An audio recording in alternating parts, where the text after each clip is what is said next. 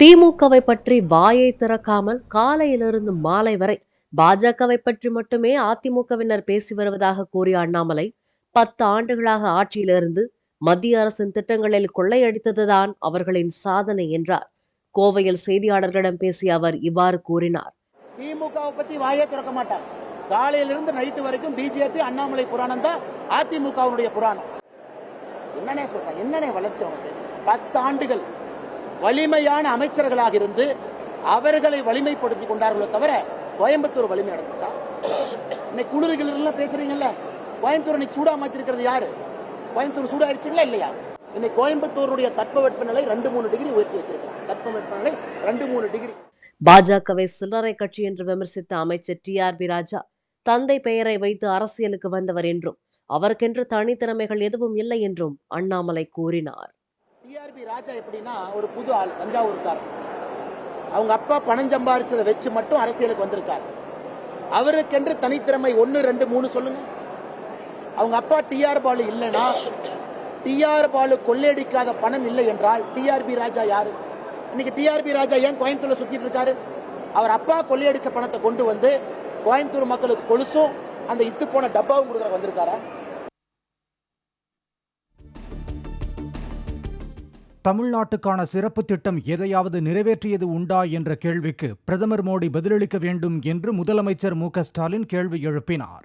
நாங்குநேரியில் நடைபெற்ற பிரச்சார கூட்டத்தில் நெல்லை மற்றும் கன்னியாகுமரி மக்களவை தொகுதிகள் மற்றும் நாங்குநேரி சட்டப்பேரவை தொகுதி வேட்பாளர்களை ஆதரித்து உரையாற்றிய அவர், ஒரே நாடு ஒரே தேர்தல், ஒரே ரேஷன் கார்டு போன்றவற்றை அமல்படுத்தினால் ஒரே ஆள் ஒரே மன்னர் என்ற நிலை ஏற்படும் என்றார்.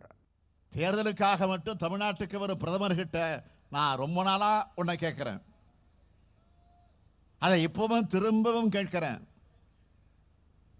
மாண்புமிகு பிரதமர் மோடி அவர்களே, தமிழ்நாட்டுக்காக உங்கள் தலைமையிலான ஒன்றிய பாஜக அரசு கொண்டு வந்த சிறப்பு திட்டங்கள் என்ன? என் கேள்விக்கு என்ன பதில்? பதில் சொல்லுங்கள் பாரத பிரதமர் மோடி அவர்களே. பிரதமர் நரேந்திர மோடியை பற்றி விமர்சிப்பதற்கு 1% கூட முதலமைச்சர் ஸ்டாலினுக்கு தகுதி இல்லை என்று அண்ணாமலை கூறினார். கோவையில் செய்தியாளர்களை சந்தித்த அவர், டாஸ்மாக் விற்பனையை அதிகரித்ததும் அரசின் கடனை உயர்த்தி இருப்பதும் தான் கடந்த 33 மாத திமுக ஆட்சியின் சாதனை என்றார். 33 மாத காலமாக அவர் என்ன செஞ்சிருக்காரு? டாஸ்மார்க்கை உயர்த்தி இருக்காரு, 50,000 கோடி தொற்றுச்சு. கடன் 8,23,000 கோடியை தொற்றுச்சு. இது போன்ற மோசமான ஆட்சி இந்திய அரசியல யாருமே நடத்தியதில்லை. அதனால் இந்த முதலமைச்சர் அவர்கள் இன்றைக்கு மோடியை பற்றி பேசுவதுதான் வேடிக்கையாக இருக்கிறது. கோவையில் தண்ணீர் தட்டுப்பாட்டால் மக்கள் காவல் நிலையத்தை முற்றுகையிடும் நிலை ஏற்பட்டிருப்பதுதான் ஆட்சியாளர்கள் செய்த சாதனை என்று விமர்சித்த அண்ணாமலை, கோவையில் மக்களின் தேவைக்காக அல்லாமல் கமிஷன் பெறுவதற்காக முறையாக திட்டமிடப்படாமல் பாலங்கள் கட்டப்பட்டுள்ளதாக குற்றம் சாட்டினார். கோயம்புத்தூர் மக்கள் குடத்தோடு கொண்டு வந்து காவல் நிலையத்தை முற்றுகையிட வைத்திருக்கின்றார்கள். இதுதான் இப்ப இருக்கக்கூடிய ஆட்சியாளர்கள் செய்திருக்கக்கூடிய சாதனை. இன்னைக்கு கோயம்புத்தூருடைய பாலம் பாத்தீங்கன்னா பரமபத பாலம். எங்க ஏறினீங்கன்னா எங்க இறங்குவீங்கன்னு தெரியாது. கனெக்ஷன் எங்க, ஜாயிண்ட் எங்கன்னு யாருக்கு தெரியாது. இந்த பரமபதத்துல பாத்தீங்கன்னா அந்த பாம்பு விளையாட்டு விளையாடுவாங்க. பால் பட்டுச்சுன்னா கீழே வரணும். அந்த மாதிரி தான் பாலம் அங்கங்க தொங்கிட்டு இருக்கு. ஏன்னா கமிஷனுக்காக கட்டப்பட்ட பாலங்கள் அல்ல, மக்களுடைய நோக்கத்திற்காக தேவைகளுக்காக கட்டப்பட்ட பாலம் இல்லை. தென்சென்னை தொகுதியில் போட்டியிடும் பாஜக வேட்பாளர் தமிழிசை சவுந்தரராஜன், திமுக வேட்பாளர் தமிழச்சி தங்கப்பாண்டியன், அதிமுக வேட்பாளர் ஜெயவர்தன் ஆகியோர் வேட்புமனு தாக்கல் செய்தனர்.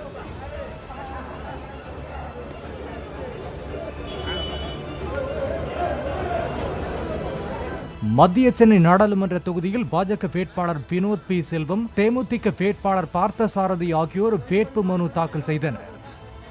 வடசென்னை நாடாளுமன்ற தொகுதியில் பாஜக வேட்பாளர் பால் கனகராஜ், அதிமுக வேட்பாளர் ராயபுரம் மனோ, திமுக வேட்பாளர் கலாநிதி வீராசாமி ஆகியோர் வேட்புமனு தாக்கல் செய்தனர்.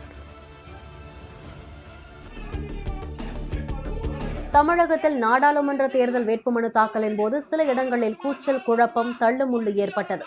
நீலகிரி பாராளுமன்ற தொகுதியின் அதிமுக வேட்பாளரான முன்னாள் சபாநாயகர் தனபாலின் மகன் லோகேஷ் தமிழ்ச்செல்வனுக்கு வேட்புமனு தாக்கல் செய்ய குறிப்பிட்ட நேரம் வழங்கிவிட்டு தாமதப்படுத்தியதாக கூறி கூச்சலிட்டு கேள்வி எழுப்பியதால் சலசலப்பு ஏற்பட்டது.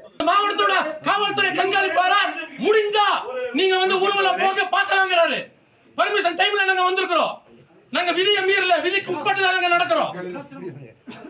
அப்ப பர்பஸா இப்ப 1 மணிக்கு டைம் வாங்கிருக்கிறோம். மாவட்ட ஆட்சியர் எங்களை வந்து வெளியே காக்க வைக்கிறாங்க. நாங்க டைம் வாங்க நீங்க வந்திருக்கிறோம். கள்ளக்குறிச்சியில் திமுக வேட்பாளர் மலையரசனும் அதிமுக வேட்பாளர் குமரகுருவும் ஒரே நேரத்தில் வேட்புமனு தாக்கல் செய்ய வந்தபோது அதிமுக வேட்பாளருக்கு அதிக கூட்டம் திரண்டதால் கூட்டத்தை கட்டுப்படுத்த முடியாமல் போலீசாருக்கும் ஆதரவாளர்களுக்கும் இடையே தள்ளுமுள்ளு ஏற்பட்டது.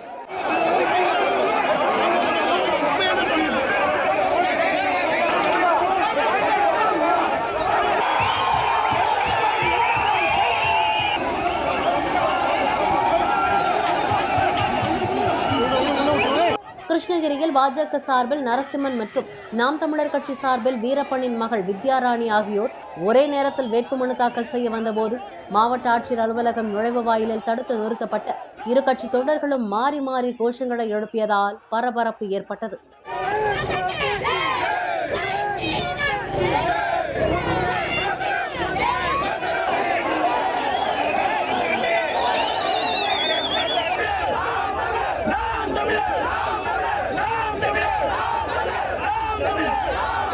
மதுரை நாடாளுமன்ற தொகுதியில் பாஜக சார்பில் மாற்று வேட்பாளர் வேட்புமனு தாக்கல் செய்ய வந்தபோது விதியை மீறி கூடுதலான நபர்களை அனுமதித்ததற்காக பாதுகாப்பு பணியில் ஈடுபட்ட காவல்துறை அதிகாரிகள் மீது நடவடிக்கை எடுக்கப்படும் என மாவட்ட தேர்தல் அலுவலர் சங்கீதா எச்சரிக்கை விடுத்தார்.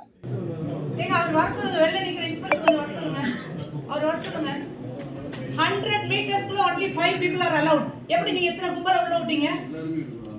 எத்தனை பேருக்கு அலோவ் பண்ணீங்க நீங்க? 100 மீட்டர்ஸ்க்குள்ள 5 பேர் மட்டும் அலோவ் எப்படி உள்ள விட்டீங்க? நான் காலையில கூப்பிட்டு வேற வார்ன் பண்ண லோக்கல் இன்ஸ்பெக்டர் 5 பேர் தவிர எந்த பார்ட்டியா இருந்தாலும் உள்ள வர கூடாதுன்னு எப்படி நீங்க அலோவ் பண்றீங்க? நீலகிரியில் வேட்புமனு தாக்கல் செய்ய ஒரே நேரத்தில் சென்ற பாஜக மற்றும் அதிமுகவினர் மீது போலீசார் லேசான தடியடி நடத்தினர். வேட்புமனு தாக்கல் செய்ய பாஜக வேட்பாளர் எல் முருகனுக்கு காலை 10 மணி முதல் 12 மணி வரையும், அதிமுகவின் லோகேஷ் தமிழ்ச்செல்வனுக்கு 11 மணி முதல் 1 மணி வரையும் அவகாசம் கொடுக்கப்பட்டதாக கூறப்படுகிறது. பாஜகவினர் சற்று தாமதமாக வேட்புமனு தாக்கல் செய்ய வந்த நிலையில் வெளியே கூடியிருந்த இரு கட்சியினரும் ஒருவரை ஒருவர் விமர்சித்து முழக்கமிட்டதால் போலீசார் அவர்கள் மீது லேசான தடியடி நடத்தி கலைத்தனர்.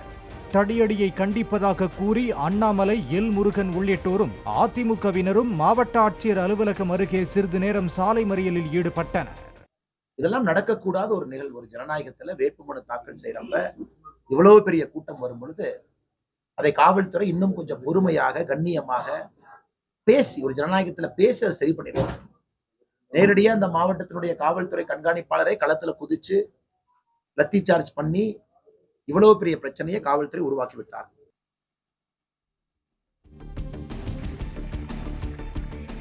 திண்டுக்கல்லில் அதிமுக கூட்டணி வேட்பாளர் அறிமுக கூட்டத்தில் முன்னாள் அமைச்சர் திண்டுக்கல் சீனிவாசன் கண் கலங்கினார். SDPI கட்சியைச் சேர்ந்த முகமது முபாரக் திண்டுக்கல்லில் வேட்பாளராக தேர்தலில் களமிறங்கியுள்ளார். அவரை அறிமுகப்படுத்தும் கூட்டத்தில் வேட்பாளர் பேசிய பொழுது தாய் மற்றும் தந்தை ஆகியோரை இழந்த தனக்கு முன்னாள் அமைச்சர்கள் நத்தம் விஸ்வநாதன், திண்டுக்கல் சீனிவாசன் ஆகியோர் இரு அப்பாக்களாக உள்ளனர் என குறிப்பிட்டார்.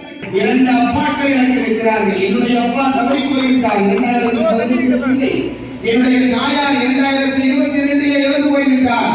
தாயும் தந்தையும் இல்லாத எனக்கு தந்தையாக தாயாக எனக்கு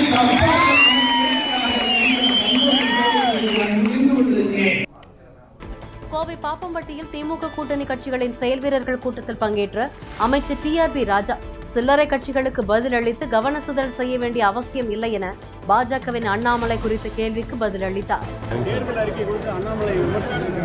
அதிமுக என்ன சொல்லுங்க, பிரதான எதிர்கட்சி ஏதாவது சொல்லியிருந்தா சொல்லுங்க, அதுக்கெல்லாம் பதில் சொல்லுங்க. சில்லறை கட்சியெல்லாம் சொல்றதுக்கெல்லாம் பதில் சொல்ல முடியாது. இயக்கத்தில் நண்பர்கள் இருக்கவங்க, இப்போ நாங்கள் 4 பேர் வரோம்னா அவங்க டீ காஃபி இதெல்லாம் வாங்கி கொடுக்கணும். எதிர்கட்சி தலைவர் கூட சொல்லியிருக்காருன்னு நினைக்கிறேன்.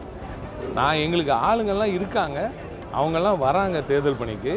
அதனால் எங்களுக்கு இந்த டீ காஃபி செலவு இதெல்லாம் இருக்கும். எதிரில் அவருக்கு எதுவும் யாரும் வரதில்லை, அதனால் செலவு இல்லைன்னு நினைக்கிறேன். பகுஜன் சமாஜ் கட்சி பொள்ளாச்சி நாடாளுமன்ற தொகுதியின் வேட்பாளர் பெஞ்சமின் கிருபாகரன் வேட்புமனு தாக்கலுக்கான வைப்பு தொகை 25,000 ரூபாயை 10 ரூபாய் நாணயங்களாக கொண்டு வந்து சார் ஆட்சியர் அலுவலகத்தில் வழங்கினார். பெரும்பாலான கடைகள் மற்றும் அரசு அலுவலகங்களிலேயே 10 ரூபாய் நாணயங்களை வாங்க மறுக்கின்றனர் என்றும் அது தொடர்பான விழிப்புணர்வை ஏற்படுத்தவே இவ்வாறு செய்ததாகவும் பெஞ்சமின் கிருபாகரன் கூறினார்.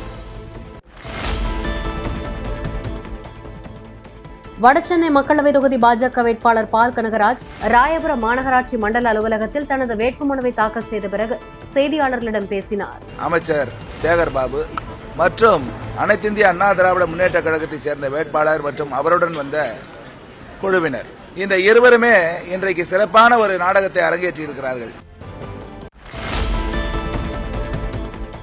மதுரை மக்களவை தொகுதி பாஜக வேட்பாளர் ராம ஸ்ரீனிவாசன் பூங்கா முருகன் கோயிலில் இருந்து ஆட்சியர் அலுவலகம் வரை ஊர்வலமாக வந்து வேட்புமனு தாக்கல் செய்தார்.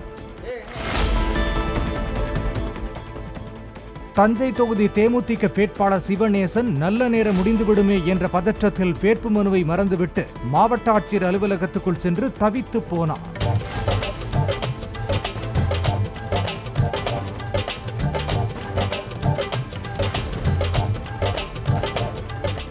வேட்புமனு தாக்கல் செய்ய 5 பேரை மட்டுமே அனுமதிக்க முடியும் என்று கூறி காவல்துறையினர் தடுத்து வாயில் கதவை மூடினர். இதனால் வேட்புமனுவை எடுத்து வந்த வழக்கறிஞரும் மாவட்ட செயலாளரும் வேட்பாளருடன் செல்ல முடியவில்லை. வேட்புமனு யாரிடம் இருக்கு என்று சுமார் 1 மணி நேரமாக தொலைபேசியில் ஒவ்வொருவராக கேட்டு பின்னர் ஒரு வழியாக ஆட்சியர் அலுவலகத்தை விட்டு அவரே அவசரமாக வெளியில் வந்து வேட்புமனுவை வாங்கிச் சென்று சிவநேசன் வேட்புமனு தாக்கல் செய்தார்.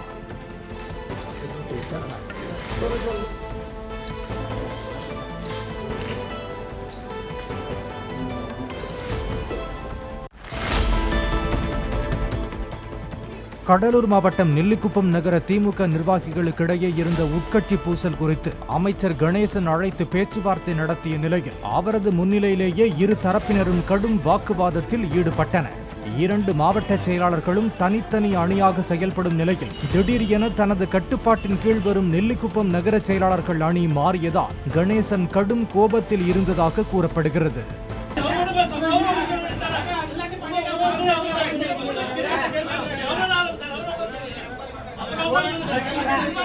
கேள்வி இருக்கு.